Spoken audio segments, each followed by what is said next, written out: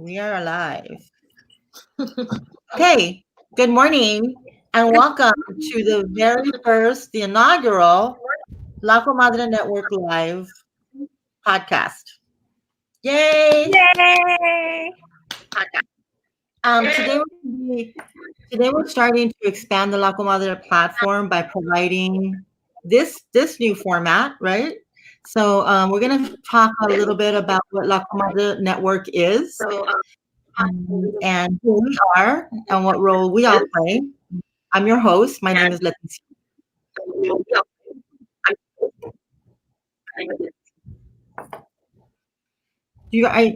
Okay, because I'm recording the podcast at the same time, we might get a little feedback. Maybe I should, yeah, because the feedback is pretty strong.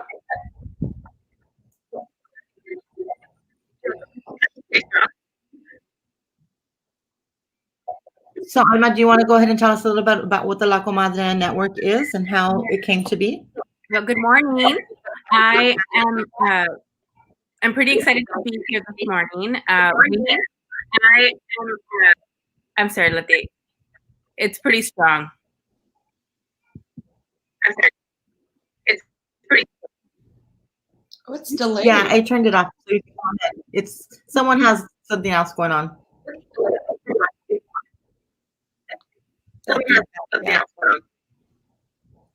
I turned it off. You're good. Okay, we're getting some highs over here. People commenting. Okay. We're working out our technical difficulties. Yes.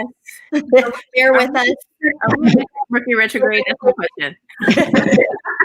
Alma, do you have two different things? Do you have a different your phone on?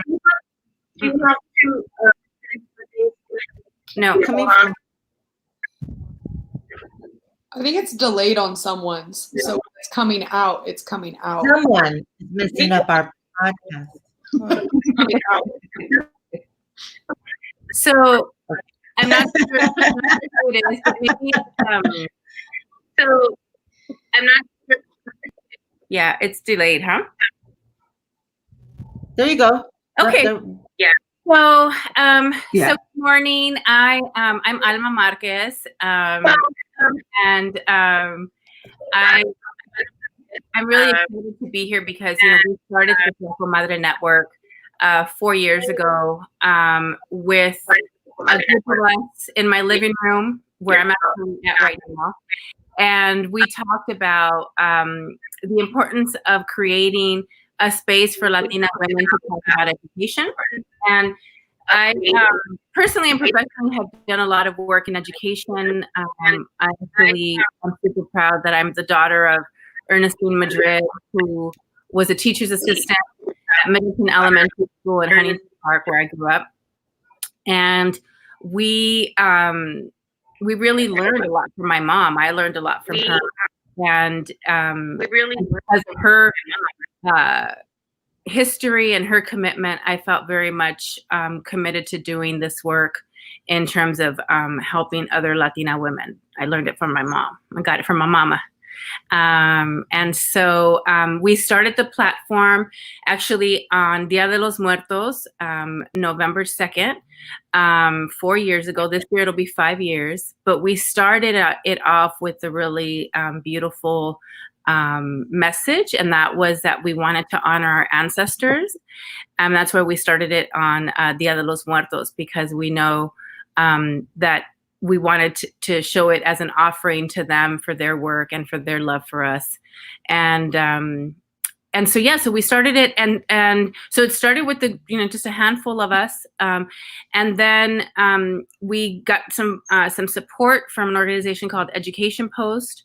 And then we're able to develop a network all over the state of California. So we started in LA, and then we grew to have more of a presence, thanks to Letty in the Inland Empire, and then the other Letty in the Bay Area, and a couple of other comadres who you'll meet at another time. And then as we grew from our work here in LA, the Inland Empire, we also expanded to San Diego. We expanded to the San Jose area, to Oakland. even though, and also the Central Valley. And that was really exciting for us. And then we have our presence thanks to Lexi in Sacramento and the Central Valley. And even though we were in LA, for those of you who don't know, is LA County is huge. LA Unified is the second largest district in the country, the first largest in the state of California. And just to give you a sense of how big LA County is the size is actually larger than 41 states in the US. Okay. So it's big. So even though we were in LA, we were really excited to welcome Roxanne, who's part of LA County, like the northern part. And so we were really excited to be able to, to do the expansion work. Okay, so. Yeah. Thank you. That's awesome. So I myself have been a part of La Comadre since the beginning, right? We've been doing this for a few years now. There are several, this is just the five of us here today. But we have a network of over 100 writers for our blog. We have a lot of comadres. We have a lot of information and tips that we could share with people. So we want to make sure that we do that. And we're going to use this platform. We're sort of releasing another hummingbird, right, Alma? That's right. And so we've trained over 500 women on how to write blogs. We have welcomed in the network over 200 actual writers, but we have lots of content creators, people who we're actually doing more of the digital stuff where videos and things like that are happening. But I'm so glad that you mentioned the hummingbird, because the hummingbird in Mexican, Latino, Latin American culture and definitely indigenous history is a very symbolic carrier. And both the Mayas and the Aztecs talked about how the hummingbird was the communicator of the gods, and that it would bring messages to different people. And so, and for me on a personal level, the hummingbird, every time I see the hummingbird, it reminds me that my mom is with me. And so it's a very special message. And so the hummingbird in our work is going to continue to be symbolic of us wanting to help our community, help other women, help the children, and be able to actually release and welcome more hummingbirds so that more of our messages get out there into the community, both here in California. And because of this digital network, our plan is to continue to grow nationally. So we're super happy. Thank you. Awesome. So what we're going to do is we're going to hear from some of the comadres that we have. Let's hear from all the way from Texas this morning. We have our San Jose comadre, my tocaya, Leti, who has been a part of our network and has so much to add. So Leti, why don't you tell us your story? Hi, everyone. Good morning. So like my tocaya said, my name is Leti. I am originally from San Jose, California. I just moved to Texas, to Fort Worth, Texas, which I'm excited about this new opportunity that I have here. And so my daughter is still in California with my husband, finishing off the school year. We didn't realize that she would be able to finish off the school year here in Texas due to the shelter in place. But I wanted her to stay in California because this was her last year at her school, and her school has tremendously been supporting her since traditional kindergarten. She's now in 4th grade. And even during this pandemic, she's been receiving a lot of support since day one, and has that connection with her teachers. So she doesn't feel alone or separated. She really feels very supported. So I am a mom of 3. My 2 oldest children are now young adults, and my youngest is 10 years old. So we do have a big gap. We kind of started all over again. But, I grew up in East San Jose. I attended the traditional public schools. One of the things that I do remember is that my dad really advocated for me without even him realizing that he was, by basically saying that I did not know Spanish, because he didn't want me to be put aside into a classroom and not learn English. He saw that with my older brother and sister when they came from Mexico, when they immigrated from Mexico. He saw that they weren't learning English. They were just put aside into a different role because they were Spanish speakers. Right. And so every school year, they pressure him to say, well, she's no Spanish. And he goes, no, she speaks English at home. And that was because he really wanted me to learn English. And that story really didn't resonate to me until now as an adult, when I became a mom. And so with my oldest children, I really try to find a better education. I really wanted them to have a better experience than I did. Unfortunately, that didn't happen. I didn't have a choice except for whatever school my zip code determined. And so with my youngest daughter, I'm happy that I was able to work with parents in my community to bring rocket ship sports out to our community of San Jose. 6 years ago, we really had to fight. We had to come together as a community and really fight to bring our school to our community and make it a reality. And I am really grateful for that fight because it's really exceeded my expectations, especially during this pandemic, where since day one, she has connection with her teachers. She's been learning, continue to learn, and is receiving what she needs to continue her fourth, to finish off her fourth grade with the greatness. So thank you. Right. Thanks, Letty. Yeah, it's amazing because right when Letty moved to Texas, this whole thing hit. And her daughter went directly into a different type of school, curriculum delivery, and mom is in Texas. So, but she's going to be helpful on both fronts, keeping us informed on the San Jose area and also in what's happening with Texas. So looking forward to that. Let's meet our comadre Roxanne from the Valley. I call her the Valley girl. Roxanne. Hi, everyone. My name's Roxanne. I do live in the San Fernando Valley in Los Angeles.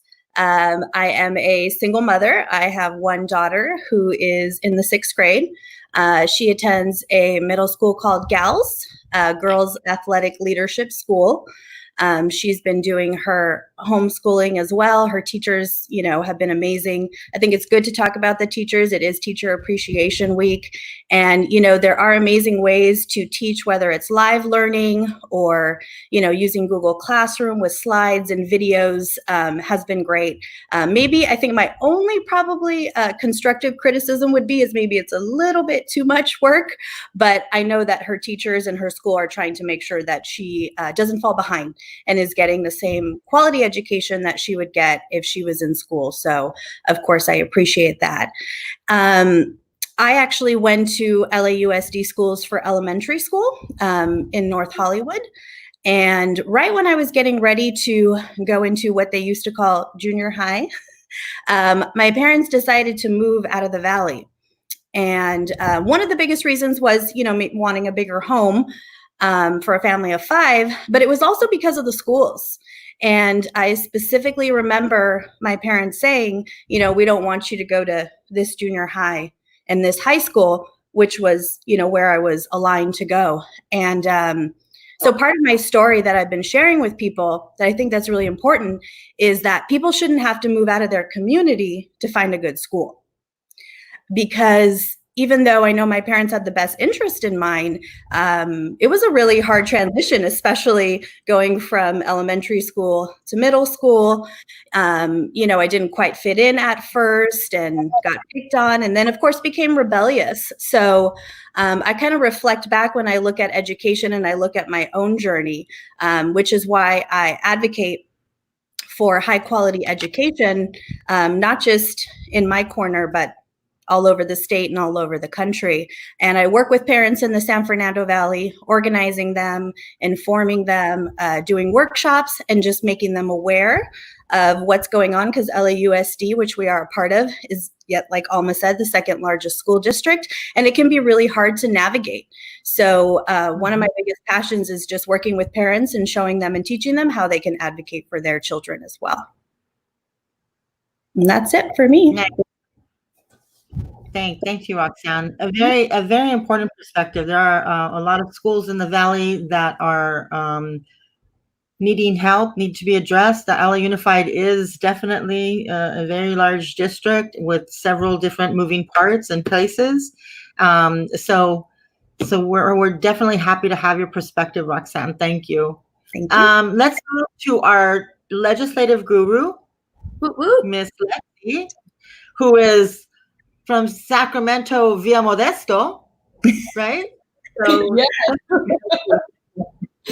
So I am a product of moms like these, and that's how I got into education. My mom is a teacher in the Central Valley for a predominantly migrant community. It's very small town, has 2 elementary schools, 1 middle school, and 1 high school. And we live in Modesto, and we drove 30 minutes there to my school, 30 minutes back. And, she's just my role model. She's been very active within that community. And when I was in 2nd grade, she was like, well, why don't your friends read books at home? And she found out, it's because they don't have books at home. And so she started Reading is Fundamental book drive, and she gave away thousands of books to the point where she was nationally recognized as the RIF Volunteer of the Year Award. And since then, she has expanded that. Like, my entire childhood was going to meetings, advocating for parents and advocating for students, because they're English learner students, predominantly from migrant communities. Their parents are also English learners, and she took it upon herself to be their advocate. And that's why I am in education, because she's an incredible teacher. She's an incredible role model. But I knew that there's going to come a point, which she's reminded me 2025 is the year she retires. But there's going to be a point when teachers like her are going to retire, and we want to ensure that there's going to be other advocates for these students, and that we actually get to a point where we have education equity, where we don't need someone to advocate on behalf of a student. They just already get that equitable education. And so that's how I got into what I'm doing now in Sacramento. And I work for an incredible organization that advocates to close the achievement gap, close opportunity gaps, and to ensure that every child, every student in California receives an equitable and quality education, because it's guaranteed in the California Constitution that every child has an education. And right now we're fortunately failing half of our kids, and that's like 3 million are not at grade level. And so my passion started from a young age from my mom, because she's so incredible. I don't think I can say that enough. But yeah, thankfully through my work, I was introduced to Alma, and I think we were scheduled for like a 30-minute coffee, and then she rescheduled her flight. And it's been amazing to work with such incredible women and parents and students. And I am incredibly blessed to be surrounded by such incredible comadres. Yeah, and just to give a shout out, tell us your mom's name, because she is a teacher, and we want to make sure we give her credit, because yes. So Miss Mary is what her students call her, but Miss Lopez, she just helped create this Facebook group where people within the community can adopt a senior. And she's just, she recently wrote a blog for you guys. I've been asking her for so long, and she finally did it. And it's very well. Yeah. You guys, Lexi's mom is an inspiration. She's been in the business for a while. She gets it. She's the kind of teacher that we love and need to be cloned and replicated all over the country. So big kudos to Miss Mary. Thank you for everything. 40 years. So 40 I'm going to tell you a little bit. 37 years. 40. Yeah. Exactly. That's. She was pushed back to retirement. It was 2023, and she's like, "No, I gotta stay. I gotta stay longer." 2025. So. And yeah, and it's sad because there's not enough teachers like that, unfortunately, and I should know because I used to work with a teacher. So let me tell you a little bit about myself. I have 4 kids of my own, but I've raised a total of 8 kids. Total of 8 kids. I have 2 left that are still with me. I also have 5 grandkids. I was a teacher for about 8 years in San Bernardino City School District. I taught 6th grade. Before that, I taught a couple years as a substitute teacher all over the county.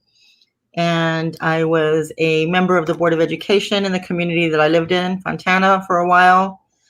But before that, I was an education advocate for many years, advocating for kids, mostly special ed kids, sometimes kids who were getting in trouble because of a lot of the parents didn't know how to navigate the system, or they were scared to navigate the system because any cases where I live in my community, there are a lot of undocumented parents. And so they needed help navigating the system for their kids. And so I would step in and help them wherever I could. And there's quite a few really good advocates in my community, which is a testament to the fact that they're so needed. But I represent the Inland Empire. In case you don't know where that's at, we are about, 45, 50 miles east of Los Angeles. So we're kind of between LA and Palm Springs, but encompasses San Bernardino County and Riverside County, which goes all the way to Temecula and that area. And so it's a pretty big area that the Inland Empire encompasses. We do have, and we're missing our comadre today, and we want to send, lots of love and a shout out to our comadre Senar in San Diego County. She wasn't able to make the call today because she is with her mother, who is healing from, a cancer situation. So our love and our hearts are with you, Sinar. But that said, we are trying to represent what I love about La Comadre is that we are trying to represent as many parts of the state of California as we can, and we're expanding to other states to make sure that we have a reach and we can give information and share information with all areas in the country. Really, that's what we want. Our goal is to, be able to do that. I've been with Alma for almost 11 years. She's been, we've been around for a minute doing a lot of different projects and a lot of different things, that mostly in education and mostly being, warriors that we are for education and for kids' rights, specifically for Black and Brown children who, as we know, do not receive the equitable education that they deserve. So that's what La Comadre has been. I've been a writer. Some of you may have read my things that I write, and I'm a little bit more outspoken than, others. I can be kind of, I don't know what the word would be, but maybe just bolder. I'm also, in fairness, I'm also the oldest, I think, of the bunch. So for me, I'm like at a point in my life where I just need to be honest and tell it like it. I don't have time to sugarcoat anything anymore. It's like I've been there, done that. But this pandemic has really been interesting because I have 2 kids in high school. So I have a 9th grader and an 11th grader. And I have some grandkids that are in school, one in Washington, and they're all doing distance learning. So we're gonna talk a little bit about that and how that's going, and education in the time of COVID-19. So, but this is who we are, and we're going to be doing this once a week. We'll be having conversations where we share information, where we share pro tips, where we call out people who need to be called out, where we challenge the system, challenge the status quo, and and hopefully can, make some changes where they need to be made, right? So, right? Okay, yes. So everybody say yes. Yes, yes. Yes. Okay. Yes. Yes. No, girl, me.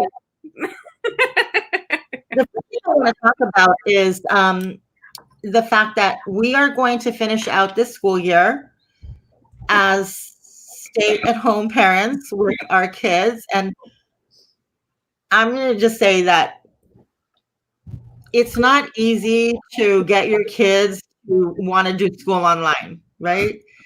But I also want to say that for me in this area, we already kind of had a good setup in place to just kind of ease into the whole distance learning. My kids both already had computers from school. They had hotspots available to them if they needed them, though our family didn't need it because we have Wi-Fi. And they were already using Google Classroom for assignments and activities. The only thing that's really a big change for them is receiving instruction via Zoom and Google Hangout and stuff like that. But I have to say that the teachers at the high schools in San Bernardino City Schools are really doing a good job of, one, not bitching about the fact that they have to give instruction this way. Okay. And two, providing what they can via these new platforms, right? So how is it going for example, how is it going in the Valley? I know that Scarlett, your daughter, is in a charter school and they probably were ready to go. But what about the rest of the Valley and the schools in the Valley? How's that going, Roxanne? That's a good question. And, I was thinking about what I was sharing, and there was a couple things I forgot to mention that were important. One, I've been blogging and writing with La Comadre for about 2 years.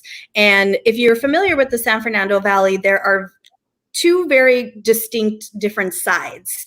There's the south side of the valley, which is Sherman Oaks, Encino, Woodland Hills, the more affluent part of the valley. And then there is the north side, which is very different. I live in the Northeast Valley in the city of Sylmar. My daughter goes to school in Panorama City. We're a mostly Latino immigrant community. This is where I'm from, where my mom is from, where we grew up.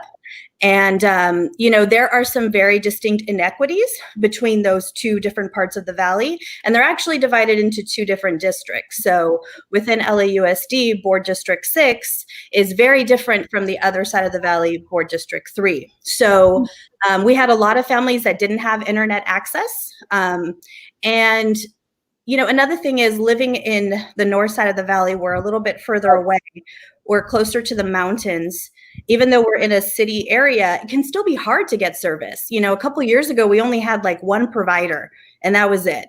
And if their service wasn't very quick, that was kind of all you had. So we have a couple more options now, but I've still heard from parents about it's slow. We can't load videos. Maybe they don't have the high quality internet. And then getting devices. So my daughter's school gals was very on. You guys in San Fernando, they're giving out hotspots? Yeah, so my daughter's school actually was a little bit ahead of things. And around the very, very first week of March, they started assessing what the girls had. It is an all girls middle school, so it's all girls.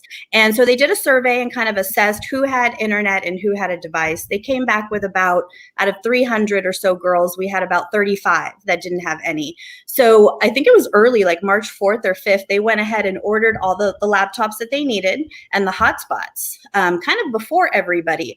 But then with all the other orders coming in from other schools, it still ended up getting back ordered.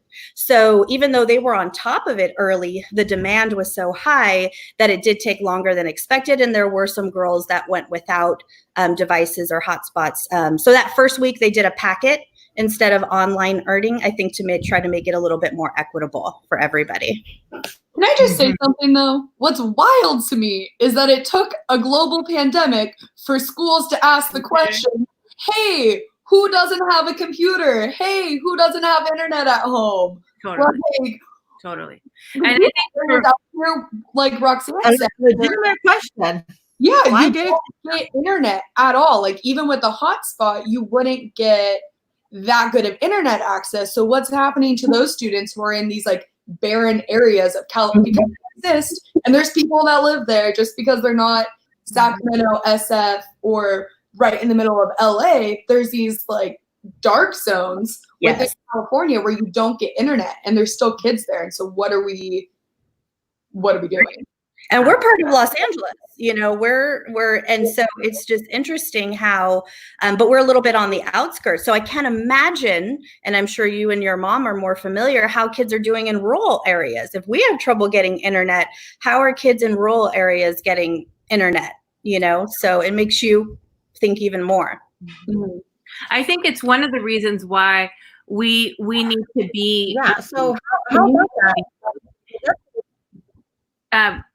Letty, I just want to jump in and say, like, it's one of the reasons why I think the power of our network is so important, because we can communicate about what do you have in your community? What do you need in your community? What should we have in our community? Where before, without a network of women, you know, and all of us have different backgrounds. We're not all educators. We're not all parents.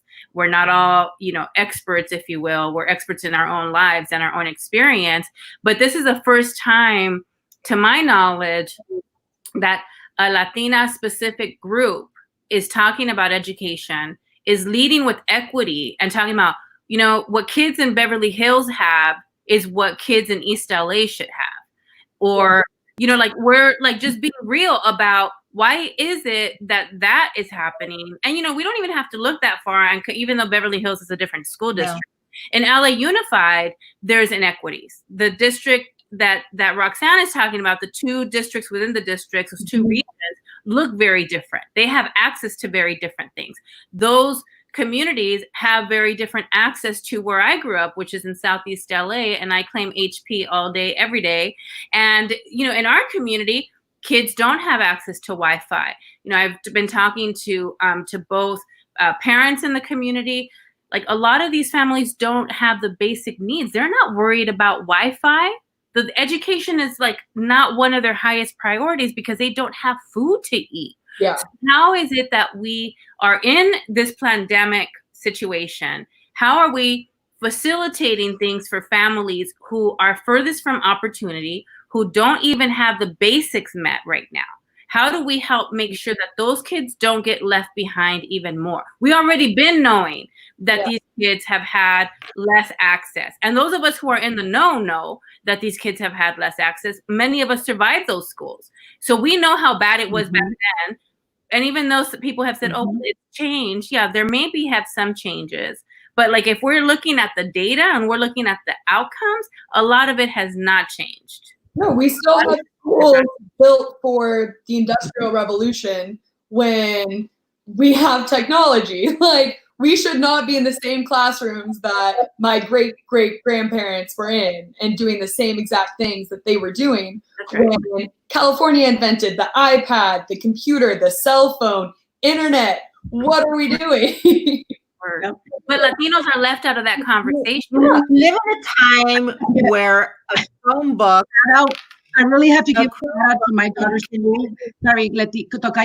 I have to give a shout out to my daughter's school because at our school site council, I found out that 99.5% of our students at Rocky Chifuerza have access to devices. And this is in a community where our local district is not set up with technology. And so 99% of our students have access to a device, and our school has helped to make sure that 96.8% of our students have internet access. If they didn't have it before, they worked with the Comcast and other who were providing free access and help families to set that up immediately. And so they're still working on making sure we get 100%. But to me, I mean, that's amazing. Not all our schools are equipped for doing that. Districts, and that needs to change. Everyone should have access.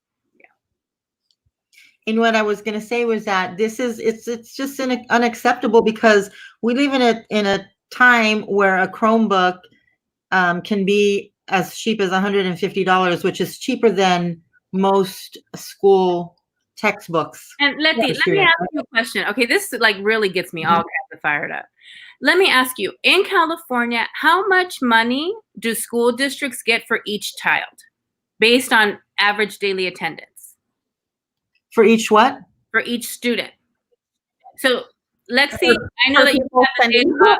I perked up like, what? Yeah. So The number the like- fact that we know that the Chromebooks are about $150. How much does each school get for each student who attends that school every year? I think it's around 17,000 this year. Okay. So they could definitely afford to give every single child a Chromebook if the Chromebooks cost $150.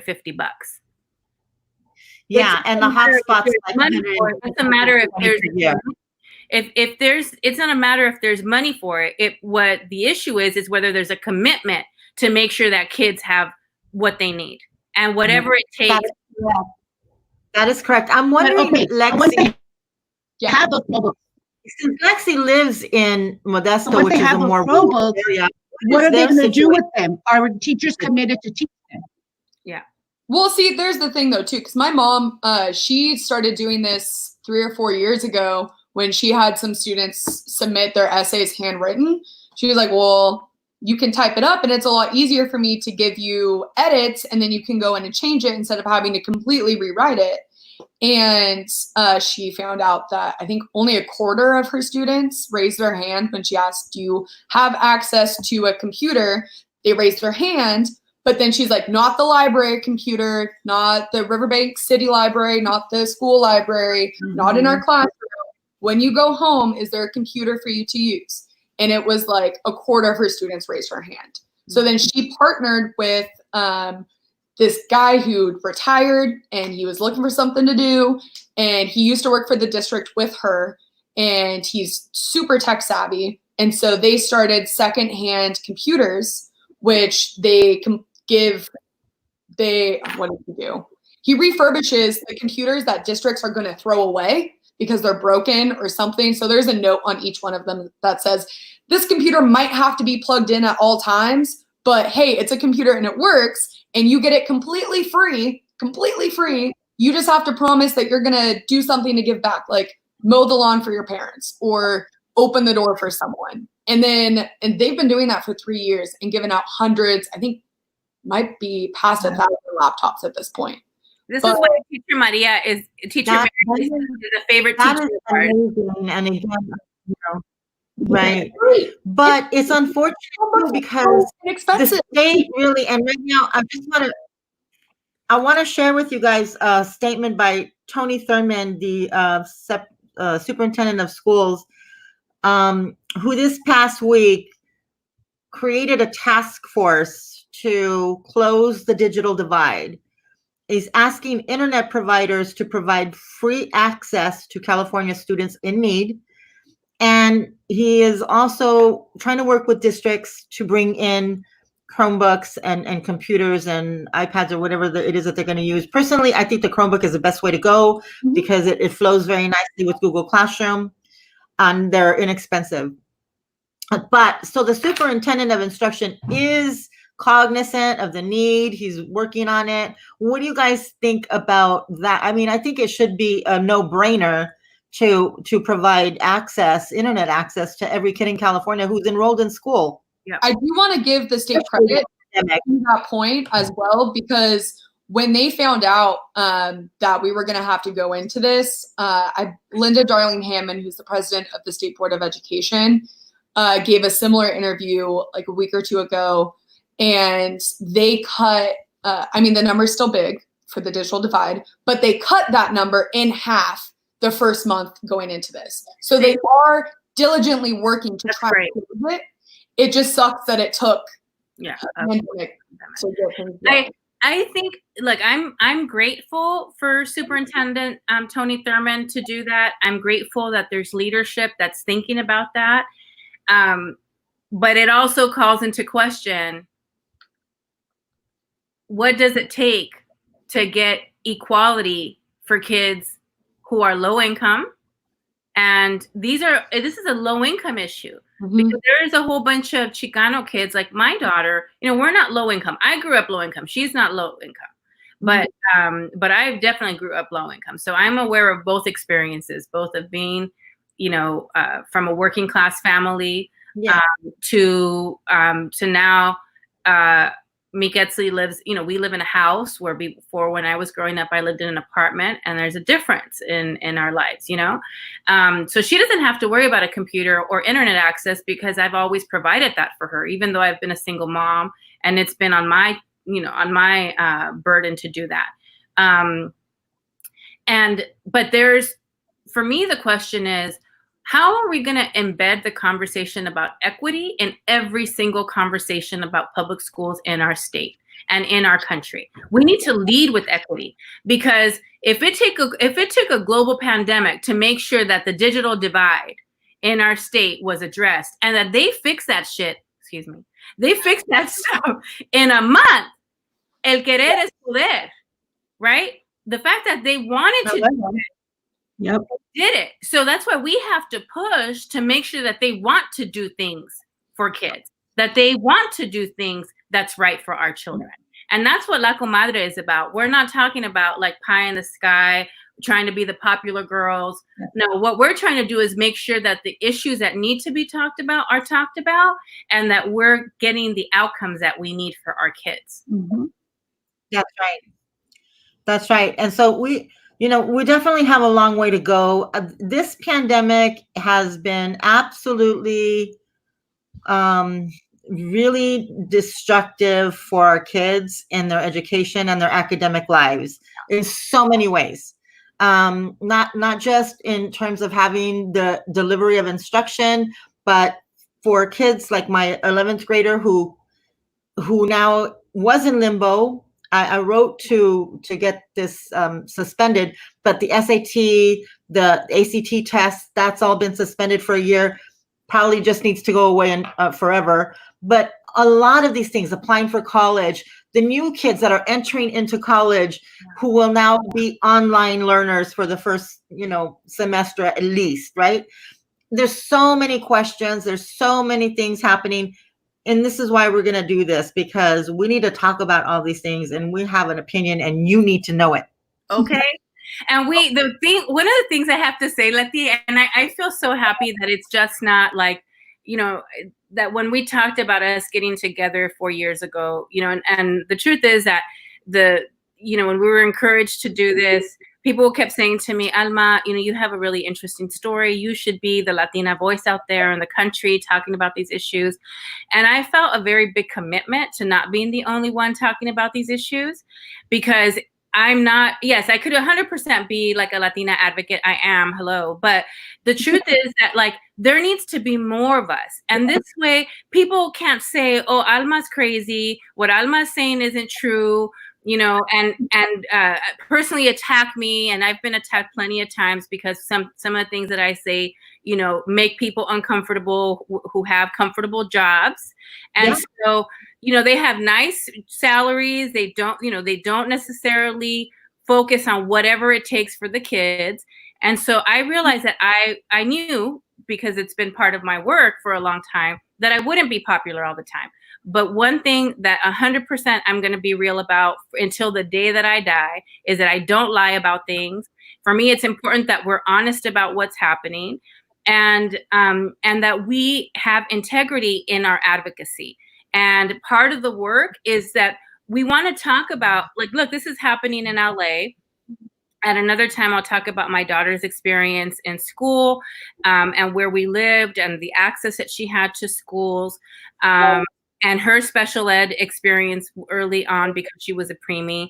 But what I experienced as a mom, what I experienced as a student, it's very similar to what Latinos all over the state and all over the country have experienced. So it's not a unique experience. This is very similar. The issue is that we don't talk about it, and we don't have a community to talk about it. We don't have a platform to talk about it. Very few Latinos are in the press.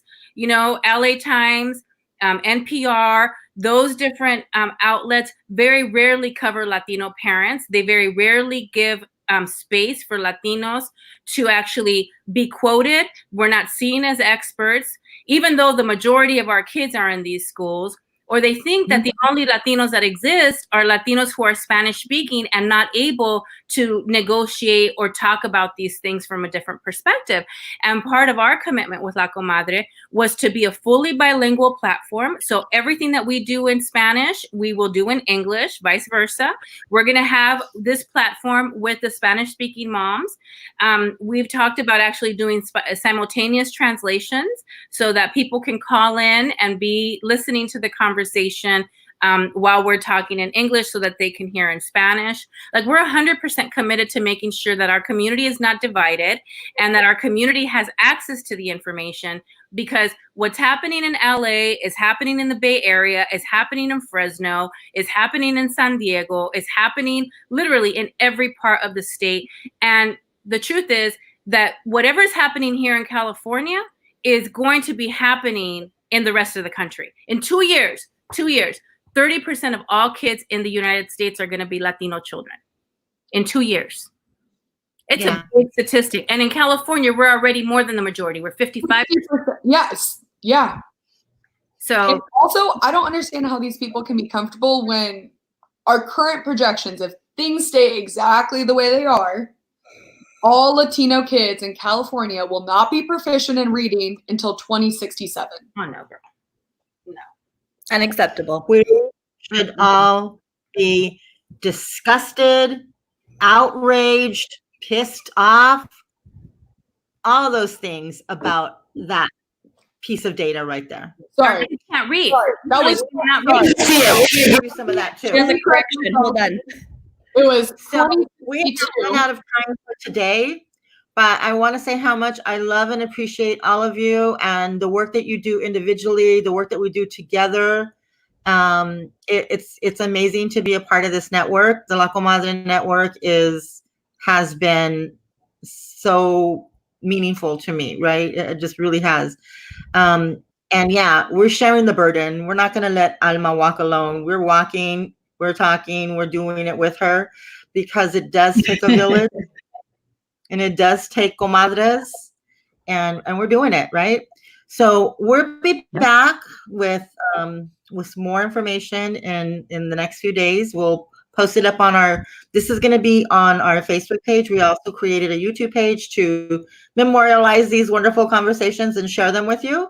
And we will continue to provide you with more of this kind of exchange in the future. And we'd love to have your comments and your questions so that we can, develop a conversation around what your thoughts are. So you guys, thank you so much for joining us on Saturday morning. Yeah. And we'll see everybody again soon. Beautiful. Thank you. Thank you. Stay safe. Thank you. Bye. Thank you.